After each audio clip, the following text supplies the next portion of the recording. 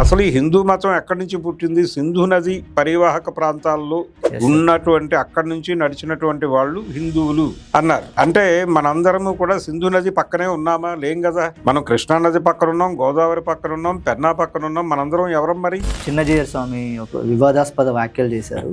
ఈ పీఠాలు శంకరాచార్యుడు స్థాపించలేదు. ఆయన 32 సంవత్సరాలకే తన జీవితం ముగిసింది. నిజానికి పాజిటివ్ గా తీసుకుంటే పాజిటివ్ గా కూడా తీసుకోవచ్చు, కానీ వీళ్ళ మనోభావాలు గాయపడ్డాయి. ఎవరివి? శైవులవి. హరిహరరాయలు బుక్కరాయలకి దిశానిర్దేశం చేసినటువంటి విద్యారణ్య స్వామి ఈ పీఠాలన్నీ కూడా పెట్టాడు. రామానుజాచార్యులు ఎక్కడా కూడా శంకర ప్రస్తావన చేయలేదు. ఆయన టోటల్ గా ఆయన విశిష్టాద్వైతం మాట్లాడాడు. మళ్ళీ తనని తాను దేవుడిగా తెలుసుకోవటం కోసం జరిపే ప్రయాణమే ఇదంతా అనేది ఆధ్యాత్మిక రంగంలో అద్వైతులు ప్రతిపాదించినటువంటి సూత్రం. సో ఇటు కనెక్ట్ అవుతున్నారు శంకరాచార్యుడి వైపు అనుకున్నప్పుడు రామానుజాచార్యులు దీన్ని ఆ ఒరిజినల్ ద్వైతాన్ని కొంచెం దీంతో మిక్స్ చేసి ఒక టానిక్ తయారు చేశాడు, విశిష్టాద్వైతం అనే పేరుతో. అప్పుడు ఆయన ప్రొజెక్ట్ చేస్తున్నటువంటి మన వైష్ణవాన్ని ఏ విధంగా చూడాలి sir?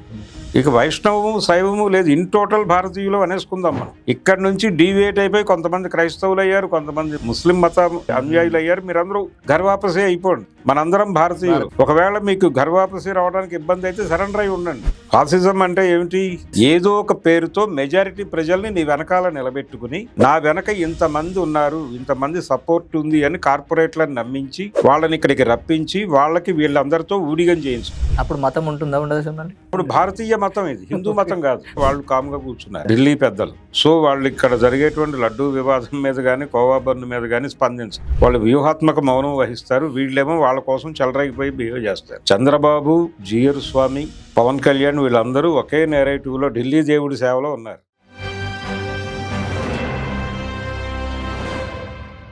Hello, welcome to 3TV. ఈరోజు మనతో సీనియర్ జర్నలిస్ట్ భరద్వాజ సార్ ఉన్నారు.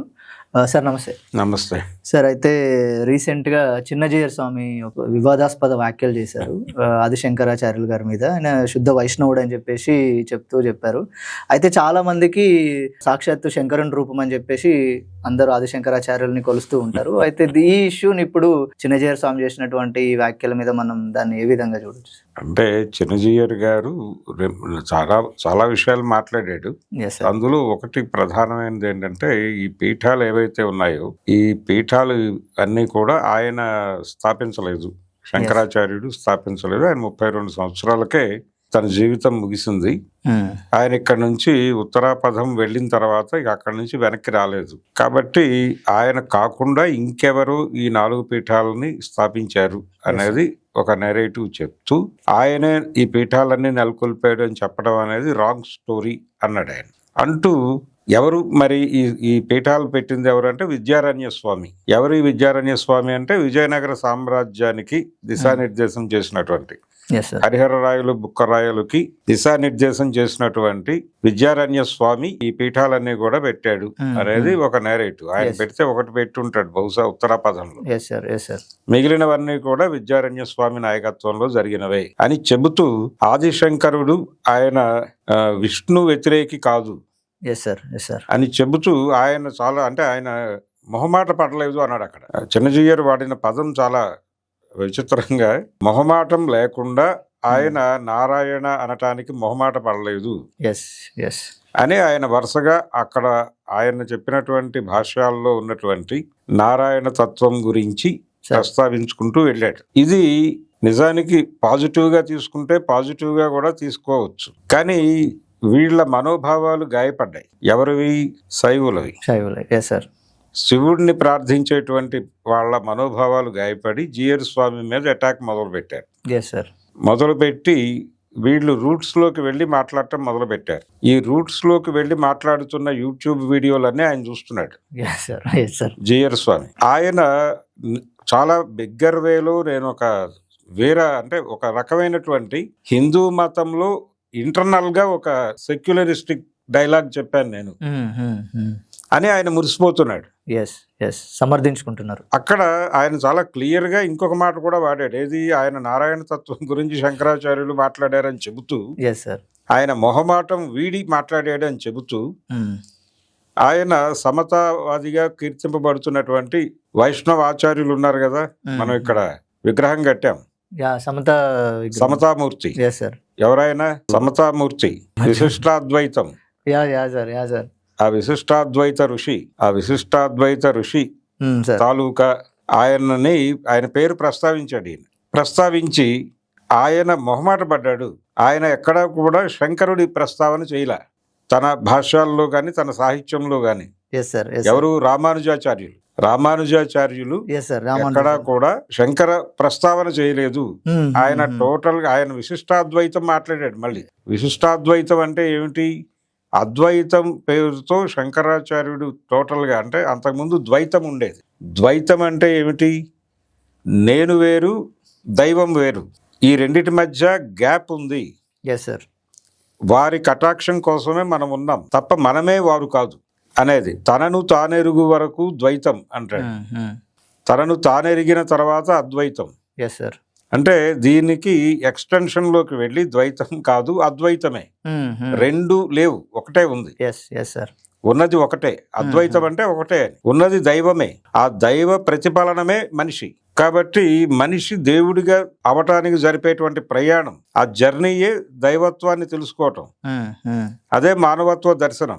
అటువైపు డ్రైవ్ చేయటం కోసమే మతం ఉంది, ఇవన్నీ ఉన్నాయి. కాబట్టి వీటి ఆధారంగా అలా ముందడుగు వేసి ఒక దైవంగా మారాలి. అంతే తప్ప దైవం వేరు మనిషి వేరు ఇలాంటివి అనుకోవద్దు. ఈ మొత్తం సృష్టి సమస్తం దైవం నుంచి ఉద్భవించింది మాత్రమే. తనని తాను దేవుడిగా తెలుసుకోవటం కోసం జరిపే ప్రయాణమే ఇదంతా అనేది ఆధ్యాత్మిక రంగంలో అద్వైతులు ప్రతిపాదించినటువంటి సూత్రం.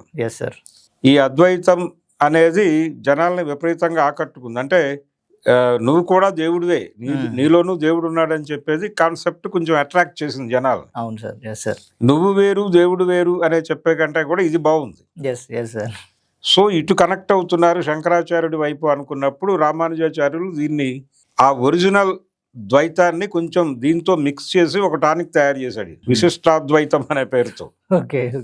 సరే, ఈ టానిక్ ద్వారా ఈయన దీన్ని నిలబెట్టాడు, వైష్ణవాన్ని నిలబెడుతూ ఈ ఘర్షణలను తగ్గించే ప్రయత్నం చేశాడు. ఇది దాదాపుగా ఒక స్థితికి వచ్చినటువంటి దశలో ఇప్పుడు మన చిన్నజీయర్ స్వామి గారు ఏమన్నాడంటే, రామానుజాచార్యులు చేసిన వ్యాఖ్యానాల్లో ఎక్కడా శంకర ప్రస్తావన లేదు, ఉండదు, మొహమాట పడ్డాడు అంటాడు ఆయన. కానీ శంకరాచార్యులు మొహమాట పడలా, ఆయన నిర్మోహమాటంగా నారాయణ పదం వాడాడు అని చెప్పి ఆయన ఆధ్యాత్మిక రంగంలో ఒక సెక్యులరిస్ట్ ఫోర్స్ లాగా ఎమర్జ్ అవటం కోసం ఒక ప్రయత్నం చేశాడు. ఎందుకు చేస్తున్నాడు ఈ ప్రయత్నము అనేది వీళ్ళు ఆలోచించారు. వీళ్ళకి ఇప్పుడు ఈ రెండిటికి కలిపి ఏకైక నాయకుడిగా మారడానికి ఏదో కాన్స్పిరసీ జరుగుతోంది అని భయం వేసింది వీళ్ళకి. శైవులకు వైష్ణవులకు కాదు. వీళ్ళకి డౌట్ వచ్చి వీళ్ళు అటాక్ మొదలు పెట్టారు. నువ్వు నీ వరకు ఉండు, స్టే వేర్ యు ఆర్, అక్కడ నుంచి నువ్వు అడుగు ముందుకేసే ప్రయత్నం చేయకు, మేము మాలాగానే ఉంటాం, మీరు మేలాగానే, మన మధ్య స్నేహం గురించి మాట్లాడుకుందాం విడిగా. అలా కాకుండా మీరు మాకు కూడా నాయకత్వం వహించే ప్రయత్నాలు చేస్తే మేము సహించాం అన్న పద్ధతిలో వీళ్ళు అటాక్ మొదలు పెట్టారు. ఈ అటాక్ మొత్తం ఆయన చూస్తున్నాడు యూట్యూబ్లో. చూసి దానికి కౌంటర్ ప్రవచనాలు చెప్పడం మొదలు పెట్టాడు. మొదలుపెట్టి నేనెంత ఇదిగా ఉన్నాను, మీరెంత దూకుడుగా ఉన్నారు, ఇలా కాదు, మనం ఒక ఐక్యత సాధించాలి, మనం ప్రమాదంలో ఉన్నాం, మన నమ్మకాలే ప్రమాదంలో ఉన్నాయి, మన విశ్వాసాలన్నీ ప్రమాదంలో ఉన్నాయి అన్ని నేరేట్ చేసేటువంటి మూడ్లోకి వెళ్ళాడు. ఈ ప్రయాణంలో జియర్ స్వామి వ్యతిరేకులందరూ కూడా ఆయన పాత వీడియోలన్నీ తవ్వి తీశారు. ఆ పాత వీడియోల్లో ఒక వీడియో ఆయన చాలా కాలం క్రితం మాట్లాడింది, ఇప్పుడు సర్క్యులేట్ చేస్తున్నారు కానీ దాదాపు 7-8 ఏళ్ల క్రితం మాట్లాడాడు నాకు తెలిసినంత వరకు. ఏం మాట్లాడాడంటే, ఒక రోజు ఆయన మనం హిందువులం కాదు అన్నాడు. ఒక చోట ఎక్కడో ఉపన్యాసం చెప్తూ వీఆర్ నాట్ హిందూస్ అన్నాడు. హిందూస్ అని చెప్పుకోవడం తప్పన్నాడు. హిందూ అంటే కాపీర్ అని అర్థం ఉంది అన్నాడు. కాపీర్ అంటే దౌర్భాగ్యుడు అని అర్థం ఉంది అని కూడా చెప్పాడు ఆయన. చెప్పి ఇలా మనల్ని బ్రాండ్ చేస్తున్నారు హిందువులని అని, హిందూ అనే పదం వాడటం, ఆ పదం ఎంత దుర్మార్గమైన పదం అనేది చెప్పి, అసలు ఈ హిందూ మతం ఎక్కడి నుంచి పుట్టింది, సింధు నది పరివాహక ప్రాంతాల్లో ఉన్నటువంటి అక్కడి నుంచి నడిచినటువంటి వాళ్ళు హిందువులు అన్నారు. అంటే మనందరము కూడా సింధు నది పక్కనే ఉన్నామా? లేం కదా. మనం కృష్ణా నది పక్కన ఉన్నాం, గోదావరి పక్కన ఉన్నాం, పెన్నా పక్కన ఉన్నాం, మనందరం ఎవరం మరి? కాబట్టి హిందూ అనే పదాన్ని తీసేసి మన జాతి భరత జాతి, మేం భారతీయులు అని చెప్దాం అన్నాడు ఆయన. ఆ అనటం వెనకాల ఒక స్కీమ్ ఉంది. ఆ అనటం వెనకాల జిఆర్ బుర్రలో ఆపరేట్ అయినటువంటి సిస్టమ్ ఏంటంటే సార్ ఆయన స్ట్రైట్ అవే కేంద్రంలో అధికారంలో ఉన్నటువంటి భారతీయ జనతా పార్టీ ఆత్మలకి లైన్ వేసాడు. ఓకే ఓకే లైన్ వేసి ఇది మనం నేరేట్ చేయాల్సినటువంటి, ప్రజల బుర్రలో నేరేటివ్ కల్పించాల్సినటువంటి ప్రోగ్రామ్ ఇది అని సూచన చేశాడు. మనం హిందువులం కాదు, భారతీయులని చెప్పడం ద్వారా భారతదేశంలో ఉన్న వాళ్ళందరూ కూడా ఒకటే. మీరు రకరకాల నమ్మకాల్లోకి వెళ్ళిపోయారు, ఇక్కడ నుంచి ఈ నమ్మకాల్లో నుంచి తిరిగి రండి అని ఒక బ్రాడర్ సెన్స్. ఇప్పుడు ఎలాగైతే with in the frame of Hindu తనని తాను మోర్ సెక్యులర్ గా ప్రకటించుకోవడానికి ఈ వివాదాన్ని రేపాడు, ఆ రోజున కూడా అదే ప్రోగ్రాం. అంటే ఆయనలో ఒక ఆధ్యాత్మిక చంద్రబాబుని దర్శించాను నేను. జిఆర్ స్వామిలో సార్ ఇప్పుడు ఇక్కడ చిన్నజీయర్ స్వామి ఇప్పుడు అంటే మీరు చెప్పిన ప్రకారం భారతీయులందరూ ఏకమే అని అనుకున్నప్పుడు అసలు భారతీయతే హిందూ. మీరు హిందూ అని అనుకుంటున్నది భారతీయతే. సార్ అప్పుడు ఆయన ప్రొజెక్ట్ చేస్తున్నటువంటి మన వైష్ణవాన్ని ఏ విధంగా చూడాలి సార్ అప్పుడు? మరి ఇక వైష్ణవము శైవము లేదు, ఇన్ టోటల్ భారతీయులు అనేసుకుందాం మనం. ఓకే మొత్తం ఒకే కాంపౌండ్ లోకి వచ్చేద్దాం. ఇక్కడ నుంచి డీవియేట్ అయిపోయి కొంతమంది క్రైస్తవులు అయ్యారు, కొంతమంది ముస్లిం మత అనుయాయులు అయ్యారు. మీరందరూ గర్వాపసే అయిపోండి. మనందరం భారతీయులు. ఒకవేళ మీకు గర్వాపసి రావడానికి ఇబ్బంది అయితే సరెండర్ అయి ఉండండి. అప్పుడు మతం ఉంటుందా ఉండదు సార్? ఏది అప్పుడు భారతీయ మతం, ఇది హిందూ మతం కాదు. అంటే ఇన్ టోటల్ సార్ అది ఫాసిజం. ఫాసిజం అంటే ఏమిటి? ఏదో ఒక పేరుతో మెజారిటీ ప్రజల్ని నీ వెనకాల నిలబెట్టుకుని నా వెనక ఇంతమంది ఉన్నారు, ఇంతమంది సపోర్ట్ ఉంది అని కార్పొరేట్లను నమ్మించి వాళ్ళని ఇక్కడికి రప్పించి వాళ్ళకి వీళ్ళందరితో ఊడిగం చేయించడం. ఆ పనిని నేను చేయగలను అంటే బీజేపీ హిందూ మతం అనేటువంటి ఒక ఆపరేటివ్ సిస్టంతో ఈ దేశంలో ఉన్నటువంటి మెజారిటీ ప్రజల బుర్రలను ఆపరేట్ చేస్తోంది. ఈ ఆపరేషన్ లోకి అన్ని పార్టీల్లో ఉన్నటువంటి హిందువులు వచ్చేస్తారు. వాడు కాంగ్రెస్ పార్టీలో పనిచేసేవాడైనా, కమ్యూనిస్ట్ పార్టీలో పనిచేసేవాడైనా, ఎంఎల్ పార్టీల్లో పనిచేసేవాడైనా, మావోయిస్ట్ పార్టీలో పనిచేసేవాడైనా వాడి బుర్రలో ఎక్కడో ఒక హిందూ వాడు వచ్చినటువంటి రూట్ ఉంటుంది కదా. వాడు బ్రాహ్మణ కులంలోనో మరో కులంలోనో పుట్టుంటాడు కదా, ఆ మేట నొక్కితే వాడు కనెక్ట్ అవుతాడు. అలా మొత్తం బుర్రల్ని మనం ఆపరేట్ చేయొచ్చు ఇక్కడ కూర్చుని గదిలో. దీని గురించి పెద్దగా తాపత్రయపడాల్సిన అవసరం లేదు. మన ఆపరేటివ్ సిస్టమ్ హిందూ అని వాళ్ళు అనుకున్నారు. సో దీన్ని ఇంకొంచెం బ్రాడర్ చేద్దామని ఈ పెద్ద మనిషి 8 ఏళ్ల క్రితం సలహా చెప్పాడు జిఆర్ స్వామి. సో మీ ఫాసిస్ట్ ప్రోగ్రామ్ కి నేను ఆధ్యాత్మికంగా ఎన్హాన్స్మెంట్ చేస్తూ ఉంటా. సో నన్ను మీరు తీసుకోండి మీ దీనిలోకి. తీసుకుంటే నేను మీకు చాలా ఉపయోగపడగలవాడను అని ఒక సబ్మిసివ్ గా ఆయన ఒక నోట్ ఇచ్చాడు దాని గురించి. అంతటి కార్పొరేట్ చైతన్యంతో ఉన్నాడు ఆయన జిఆర్ స్వామి. అదే బ్రెయిన్ తో ఈ రోజున ఈ అన్ని సమూహాలకి నేనే నాయకుడిని అని చెప్పే ప్రయత్నం చేస్తే వీళ్ళు ఇండివిజువల్ గా హర్ట్ అయిపోయి ఈయన మీద దాడి. అంటే మహాత్మా గాంధీ మీద గాడ్సే దాడి చేయటానికి ఆయన మరణ వాంగ్మూలం అని ఒక పుస్తకం రాశారు. కోర్టు స్టేట్మెంట్ అది బయటకు వచ్చింది. బయటకు తీసుకొచ్చి దాన్ని ప్రింట్ చేశారు. కానీ నిజానికి బయటకు వచ్చిన మరణ వాంగ్మూలం ఒరిజినల్ గా ఆయన కోర్టులో చెప్పిందా కాదా అనేది ఒక డౌట్. ఎందుకంటే జవహర్లాల్ నెహ్రూ గారు ఆ ట్రయల్ ఎర్రకోటలో జరిగింది. ఆ ట్రయల్ కోర్టులో జరగలేదు, రెడ్ ఫోర్ట్ లో జరిపారు. ప్రత్యేకంగా ఆయన్ని తీసుకెళ్లి జడ్జి గారిని అక్కడ కూర్చోబెట్టి అక్కడే ట్రయల్ జరిపి మొత్తం ఆ కేసులో ఉన్న వాళ్ళందరినీ అక్కడే పెట్టి ట్రయల్ జరిపి వాళ్ళిద్దరికి ఉరిశిక్ష వేశారు. నారాయణ ఆప్టేకిను గాడ్సేకి. వాళ్ళిద్దరు ఉరిశిక్షకి గురయ్యారు. వాళ్ళిద్దరిని ఉరి తీశారు. మిగిలిన వాళ్ళకి లైఫ్ పడింది. కొంతమందికి ఒక 4-5 వదిలేశారు. అందులో గోపాల్ గాడ్సే లైఫ్ పడింది, అతనికి పర్చురే అని ఇంకొక అతనికి లైఫ్ పడింది. ఇలా గ్వాలియర్ డాక్టర్ ఒక ఆయన ఆ రివాల్వర్ కొనటానికి వీళ్ళకి హెల్ప్ చేశాడు, ఆయనకి కూడా లైఫ్ పడింది. అలా కొంతమందికి పడింది, కొంతమంది బయటకు వెళ్ళిపోయారు. అంటే అప్రూవర్ల్ గా మారిపోయిన బ్యాచ్ ఒకటి ఉంది, పూనాకి చెందిన వాళ్ళు వెళ్ళిపోయారు. అందులో ఒక తెలుగువాడు కూడా ఉన్నాడు, నెల్లూరుకు చెందినటువంటి ఒక పెద్ద మనిషి. ఆయన రిక్షా పుల్లర్ పూనాలో. అతను కూడా ఇందులో వెపన్స్ తీసుకెళ్లినటువంటి దానిలో అతన్ని ఇరికించారు. శంకర కిష్టయ్య అతని పేరు. అతను కూడా బయటకు వచ్చేసాడు. శిక్ష పడలేదు, అతను లైఫర్ కాదు. అతన్ని గురువుని వదిలిపెట్టేసి వీళ్ళ వరకు లైఫ్ వేసేసి వీళ్ళిద్దరిని ఉరిదీసి ముగించారు. కానీ ఆ బయటకు వచ్చిన కోర్టు స్టేట్మెంట్ అది పూర్తిగా గాడ్సే చెప్పిన దానిలో కొంత సెన్సార్ అయి బయటకు వచ్చింది. ఏ భాగాన్ని సెన్సార్ చేశారు వారు? గాంధీ పట్ల పర్సనల్ లెవెల్లో కొన్ని గొడవలు ఉన్నాయి వాళ్ళకి, పూణేలో ఉన్న వాళ్ళకి. ఈ గాడ్సే అనే ఆయన హిందూ రాష్ట్ర అనే పత్రిక ఎడిటర్, ఈ నారాయణ ఆప్టే అనే పెద్ద మనిషి ఆ పత్రిక మేనేజర్. ఆ పత్రికతో పాటు వాళ్ళకి అగ్రణి అని ఇంకొక పత్రిక కూడా ఉంది. ఈ 2 పత్రికలు నిర్వహించేవాళ్ళు. పూణేలో ఒక పార్క్ ఉంటుంది, అనేది ఆపోజిట్ లో వీళ్ళ ఆఫీసు. అయితే గాంధీ గారు క్విట్ ఇండియా టైంలో అరెస్ట్ అయ్యాడు. ఆయన్ని తీసుకెళ్లి పూణేలో ఆగాఖాన్ ప్యాలెస్ లో పెట్టారు. ప్యాలెస్ లో ఆయన ఉన్నప్పుడు అక్కడ జరిగే విషయాలన్నీ అక్కడ పనిచేసే వాళ్ళ ద్వారా బయటకు వచ్చేసాయి. అవి విని వీళ్ళు చాలా అగ్రెసివ్ గా వెళ్ళారు.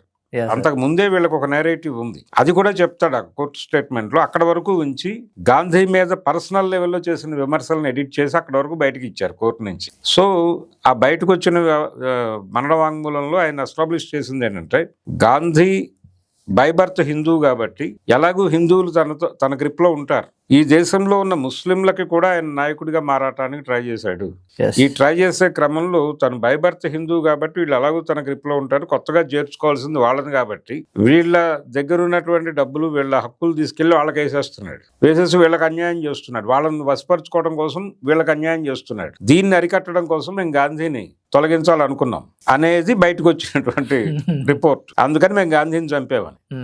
సో ఇప్పుడు ఈయన కూడా, జిఆర్ స్వామి కూడా ఈ హిందూ మతంలో ఉన్నటువంటి అన్ని సెక్షన్స్ కి తాను నాయకుడిగా ఎస్టాబ్లిష్ అవ్వాలని ట్రై చేస్తున్నాడు. కాబట్టి ఈయన more secular in the frame of Hindu అనే పద్ధతిలో ఒక నేరేటివ్ని కల్పించే ప్రయత్నం చేస్తున్నాడని వీళ్ళందరూ టార్గెట్ చేసి తిట్టేస్తున్నారు ఆయన, ఏ విధమైనటువంటి మొహమాటం లేకుండా. ఆయన అంటూ శంకర భగవత్పాదులు మొహమాటం లేకుండా మాట్లాడుతూ నారాయణ తత్వాన్ని చెప్పారని చెప్తున్నాడు కదా.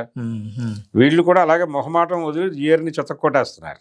సో జిఆర్ ప్రోగ్రామ్ వేరు. జిఆర్ వీళ్ళందరికీ రిప్రజెంటేటివ్ గా ఎదిగి తనని తాను వాళ్ళతో అనుసంధానం చేసుకోవడానికి 8 ఏళ్ల నుంచి యుద్ధం చేస్తున్నాడు ఆయన. ఎవరితో? అమిత్ షాతో అనుసంధానం కోసం ఆయన ప్రయత్నాల్లో ఆయన ఉన్నాడు. ఆయనకు ఆల్రెడీ పద్మవిభూషణలు ఇలాంటివేవో ఇచ్చారు. పద్మభూషణం ఏదో, అవునవును సార్, పద్మభూషణ్ అనుకుంటాను, పద్మభూషణ్ ఇచ్చారు.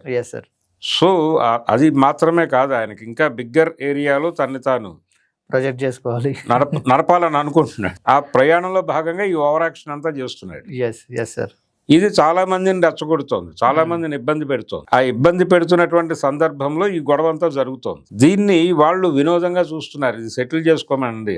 నిజానికి ఉత్తరాపథం నుంచి దక్షిణాపథం ఒక ప్రెజర్ని ఎదుర్కొంటోంది. ఇప్పుడు భారతీయ జనతా పార్టీ నాయకత్వంలో అక్కడ జరుగుతున్నటువంటి వ్యవహారాలు, విపరీతంగా వలసలు వస్తున్నారు దక్షిణాపథానికి. ఈ వలసల్ని ప్రశ్నిస్తూ ఈ మధ్య కాలంలో ఇక్కడ యాంటీ మార్వాడి మూవ్మెంట్ ఒకటి జరిగింది. ఈ యాంటీ మార్వాడి మూవ్మెంట్ ఇక్కడ నుంచి వెళ్ళిపోండి మీరందరూ, ఎందుకు వచ్చేస్తున్నారు, మేము ఇక్కడ మా పనులు మేము చేసుకుంటాం కదా. లోకల్ గా కూలీలకి పని దొరకటం లేదు, కూలీ రేట్లు పెరగటం లేదు. ఎవరైనా కూలీ రేటు పెంచమని అడిగితే ఎందుకు అక్కర్లేదు మీరు మానేయండి, మాకు బీహారోడో బెంగాలోడో లేకపోతే మరొకడో ఉన్నారు రెడీగా, ఎందుకంటే 10 రూపాయలు తక్కువకే చేస్తాం అంటున్నారు ఇక్కడ. అంటే ఒకసారి రైల్వే స్టేషన్ లో ఏదో బండి పెట్టేసి ట్రైన్కి వెళ్ళి వచ్చాను నేను. వెళ్ళొస్తే అంతకుముందు ఎప్పుడో మొన్న పెట్టినప్పటికీ ప్రైస్ చాలా పెంచారు. ఏంటి ఇంత పెంచారు, మీకు జీతాలు ఏమన్నా పెంచారా అని అడిగాను నేను అక్కడ ఉన్నటువంటి కుర్రాళ్ళు. పెంచలేదండి, అవే జీతాలు ఇస్తున్నారు అన్నాడు. మరి అవే జీతాలు ఇస్తూ మీరు ఎలా పని చేస్తున్నారా, మీరే వసూలు చేస్తున్నారు కదా, అప్పుడు వసూలు చేసింది మీరే, ఇప్పుడు వసూలు చేస్తుంది మీరే కదా అంటే, అది ఆయన గొడవ అండి. ఇప్పుడు మేము జీతం పెంచమని అడిగితే నీకంటే తక్కువ డబ్బులకు పని చేయడానికి చాలా మంది వెయిటింగ్ లో ఉన్నారు అంటున్నారు, అందుకని ఎందుకు వచ్చిన గొడవ అని మేమే పని చేసుకుపోతున్నాం తల ఉంచుకుని అన్నాడు అతను. ఈ పరిస్థితి అన్ని చోట్ల ఉంది. అంటే ఇక్కడ కూలీ రేట్లు పెంచకుండా ప్రెజర్ ఉంది. ఇలా చాలా మంది సఫర్ అవుతున్నారు, వ్యాపారస్తులు సఫర్ అవుతున్నారు. ఇక్కడ కోమట్లు వ్యాపార రంగం నుంచి నిష్క్రమించి వాళ్ళు గుమాస్తాలుగా మారిపోయారు. ఇప్పుడు వ్యాపారాలు కోమట్ల చేతుల్లో లేవు. ఇలా ఈ గందరగోళాల మీద మాట్లాడకుండా కోవా బన్ను, మరొకటి లడ్డు వివాదం, ఈ చెత్తంతా గొడవ జరిగిపోతుంది కాబట్టి ఇది ఇలా జరగనివ్వండి అన్నట్టుగా వాళ్ళు కామ్గా కూర్చున్నారు ఢిల్లీ నుంచి, ఢిల్లీ పెద్దలు. సో వాళ్ళు ఇక్కడ జరిగేటువంటి లడ్డు వివాదం మీద కానీ కోవా బన్ను మీద కానీ స్పందించరు. వాళ్ళు వ్యూహాత్మక మౌనం వహిస్తారు. వీళ్ళేమో వాళ్ళ కోసం చెలరేగిపోయి బిహేవ్ చేస్తారు. చంద్రబాబు, జిఆర్ స్వామి, పవన్ కళ్యాణ్ వీళ్ళందరూ ఒకే నేరేటివ్ లో ఢిల్లీ దేవుడి సేవలో ఉన్నారు. ఈ ఢిల్లీ దేవుడి సేవ కోసమే ఆయన ఈ శైవులలో ఒక అభద్రతా భావాన్ని రెచ్చగొడుతూ శంకరాచార్యుడిని, రామానుజాచార్యుడిని పట్టుకొచ్చి మళ్ళీ వాళ్ళిద్దరిని ప్రత్యర్థులుగా చేసి నిలబెట్టాడు యుద్ధక్షేత్రం. Yes yes sir.